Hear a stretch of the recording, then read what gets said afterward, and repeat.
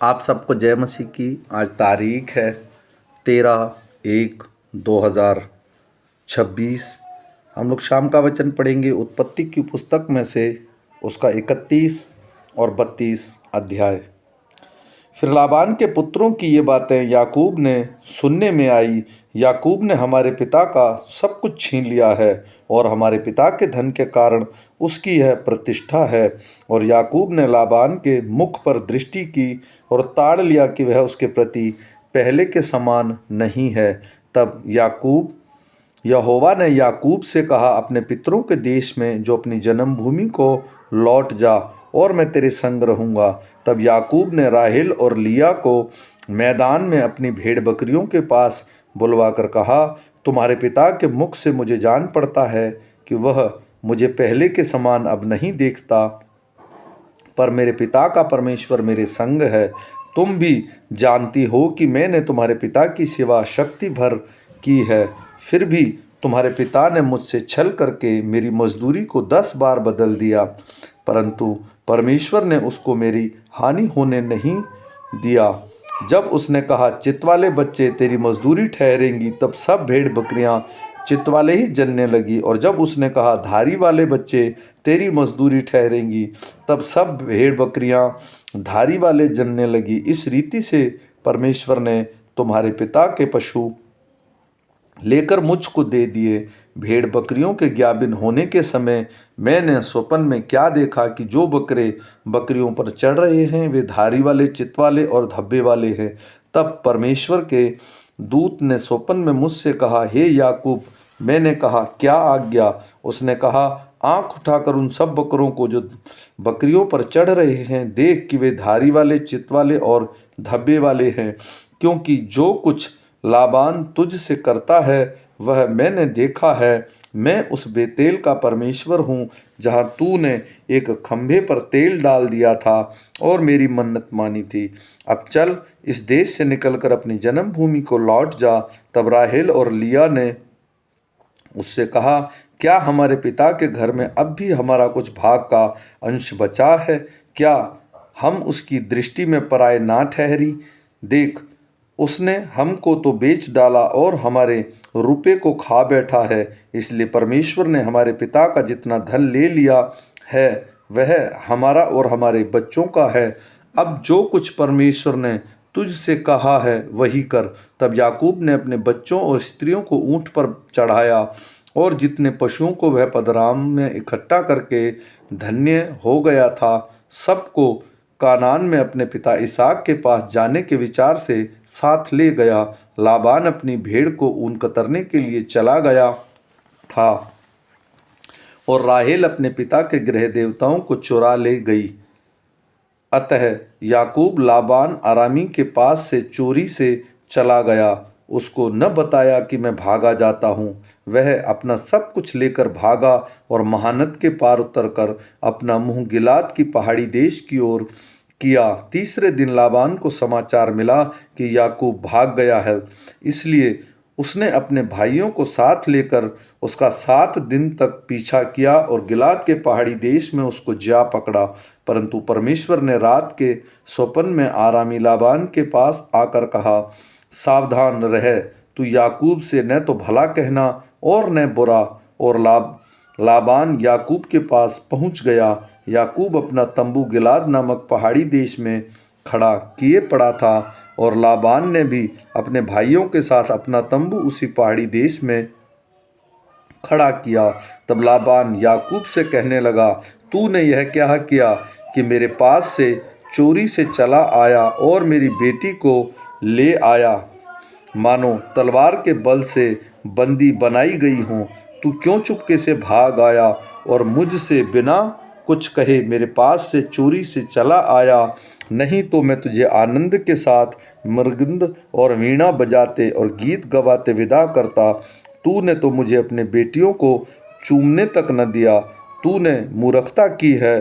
तुम लोगों की हानि करने की शक्ति मेरे हाथ में तो है, पर तुम्हारे पिता के परमेश्वर ने मुझे बीती रात में कहा, सावधान रह, याकूब से न तो भला कहना न बुरा। भला अब तू अपने पिता के घर का बड़ा अभिलाषी होकर चला आया तो चला आया, पर मेरे गृह देवताओं को क्यों चुरा ले आया? याकूब ने लाबान को उत्तर दिया, मैं यह सोचकर डर गया कि तू कहीं अपनी बेटियों को मुझसे छीन ना ले। जिस किसी के पास तू अपने देवताओं की पाए वह जीवित न बचेगा। मेरे पास तेरे और कुछ निकले उसे भाई बंधुओं के सामने पहचान कर ले ले, क्योंकि याकूब ने तो जानता था कि राहेल गृह देवताओं को चुरा ले आई है। यह सुनकर लाबान याकूब और लिया और दोनों दासियों के तंबू में गया और कुछ न मिला। तब लिया के तंबू में से निकलकर राहेल के तंबू में गया। राहेल तो गृह देवताओं की ऊँट की काठी में रख के उस पर बैठी थी। लाबान ने उसके सारे तंबू में टटोलने पर भी उन्हें न पाया। राहेल ने अपने पिता से कहा, हे मेरे प्रभु, इससे अप्रसन्न ना हो, मैं तेरे सामने नहीं उठी क्योंकि मैं मासिक धर्म से हूँ। अतः उसने ढूंढने पर भी गृह देवता उसको न मिले। तब याकूब क्रोधित होकर लाबान से झगड़ने लगा और कहा, मेरा क्या अपराध है, मेरा क्या पाप है कि तू इतना क्रोधित होकर मेरा पीछा किया? तूने तो जो मेरी सारी सामग्री को टटोल कर देखा, तो तुझे अपने घर की सामग्री में से क्या मिला? कुछ मिला हो तो यहाँ अपने और मेरे भाइयों के सामने रख दे और वे हम दोनों के बीच न्याय करें। इन 20 वर्षों तक मैंने तेरे पास रहा, इसमें न तो तेरी भेड़ बकरियों के गर्भ गिरे और ना तो मेंढों का मांस मैंने खाया। जिसे बनेले जंतुओं ने फाड़ डाला उसको भी मैं तेरे पास न लाता था। उसकी हानि मैं ही उठाता था, चाहे दिन को चोरी जाता चाहे रात को, तू मुझ ही से उसको लेता था। मेरी तो यह दशा थी कि दिन को तो मैं घास और रात को पाला मुझे खा गया और नींद मेरी आंखों से भाग जाती थी। 20 वर्ष तक मैं तेरे घर में रहा। 14 वर्ष तो मैंने तेरे दोनों बेटियों के लिए और 6 वर्ष तेरी भेड़ बकरियों के लिए सेवा की, और तूने मेरी मजदूरी को 10 बार बदल डाला। मेरे पिता का परमेश्वर अर्थात अब्राहम का परमेश्वर, जिसका भय इसहाक भी मानता है, यदि मेरी ओर न होता तो निश्चय तू मुझे छूछे हाथ जाने देता।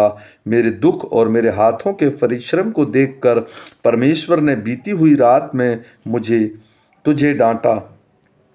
लाबान ने याकूब से कहा, ये बेटियां तो मेरी ही हैं और ये बच्चे भी मेरे ही हैं और ये भेड़ बकरियां भी मेरी ही हैं, और जो कुछ तुझे देख पड़ता है वह सब मेरा ही है। परंतु अब मैं अपनी इन बेटियों और इनकी संतान से क्या कर सकता हूँ? अब आ, मैं और तू दोनों आपस में वाचा बांधें और वह मेरे और तेरे बीच में साक्षी ठहरे। तब याकूब ने एक पत्थर लेकर उसको खंभा खड़ा किया। तब याकूब ने अपने भाई बंधुओं से कहा, पत्थर इकट्ठे करो। यह सुनकर उन्होंने पत्थर इकट्ठा करके ढेर लगाया और वहीं ढेर के पास उन्होंने भोजन किया। उस ढेर का नाम लाबान ने तो यजरास्थु, पर याकूब ने गिलाद रखा। लाबान ने कहा, यह ढेर आज से मेरे और तेरे बीच साक्षी रहेगा।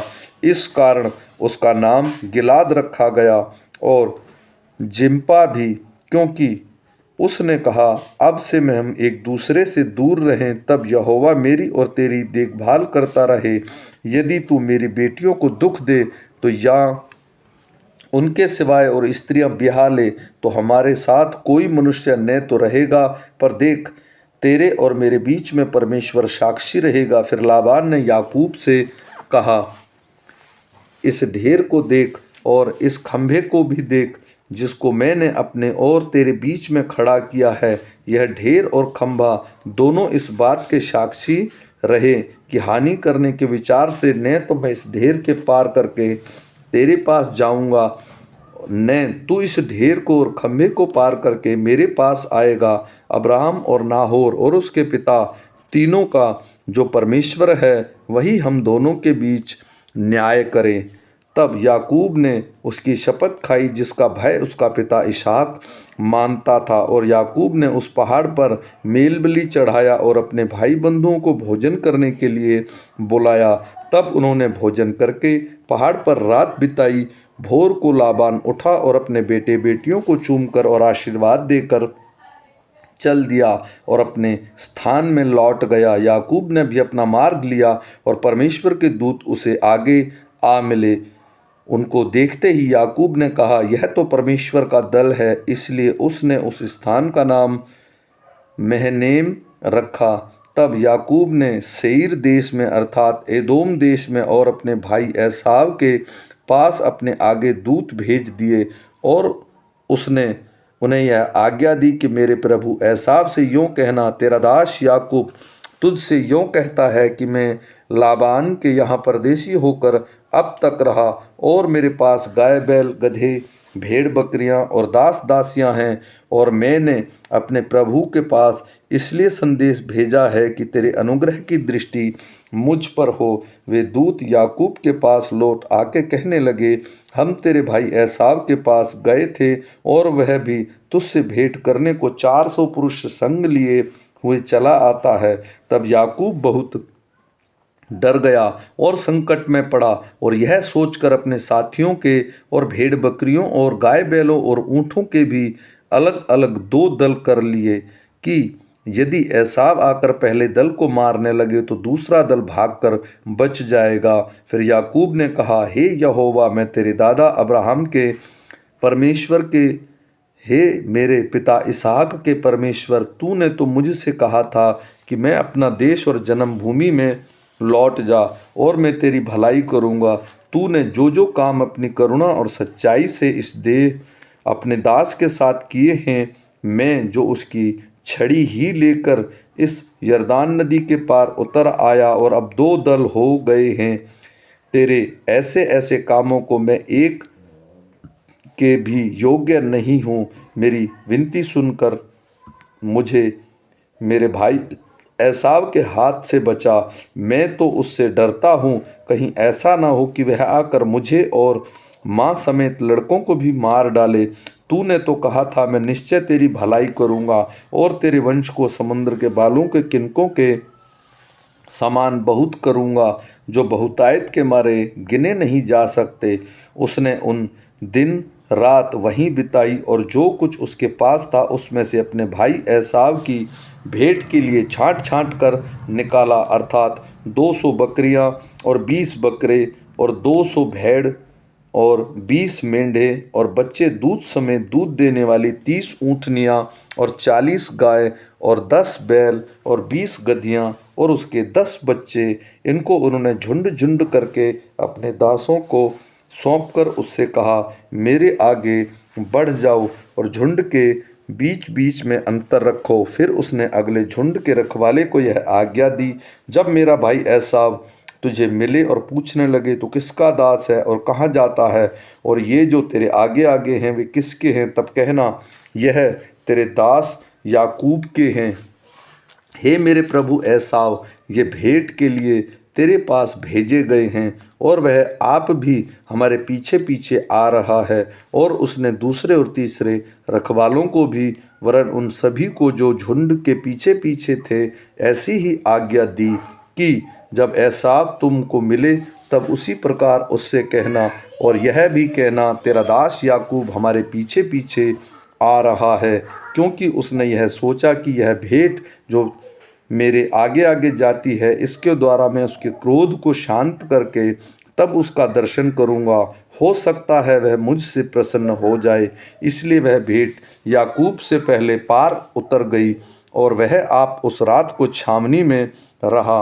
उस रात को वह उठा और अपने दोनों स्त्रियों और दोनों दासियों और 11 लड़कों को संग लेकर घाट से यब्बोक नदी के पास उतर गया। उसने उन्हें उस नदी के पार उतार दिया, वरन अपना सब कुछ पार उतार दिया, और याकूब आप अकेला रह गया। तब कोई पुरुष आकर पौ फटने तक उससे मल्लयुद्ध करता रहा। तब उसने देखा कि मैं याकूब पर प्रबल नहीं होता। तब उसकी जांघ की नस को छुआ और याकूब की जांघ की नस उससे मल्लयुद्ध करते करते चढ़ गई। तब उसने कहा, मुझे जाने दे, क्योंकि भोर होने वाली है। याकूब ने कहा, जब तक मुझे आशीर्वाद ना दे तब तक मैं तुझे जाने ना दूंगा। और उसने याकूब से कहा, तेरा नाम क्या है? उसने कहा, याकूब। उसने कहा, तेरा नाम अब याकूब नहीं परंतु इज़राइल होगा, क्योंकि तू परमेश्वर से और मनुष्यों से भी युद्ध करके प्रबल हुआ है। याकूब ने कहा, मैं विनती करता हूँ, मुझे अपना नाम बता। उसने कहा, तू मेरा नाम क्यों पूछता है? तब उसने उसको वहीं आशीर्वाद दिया।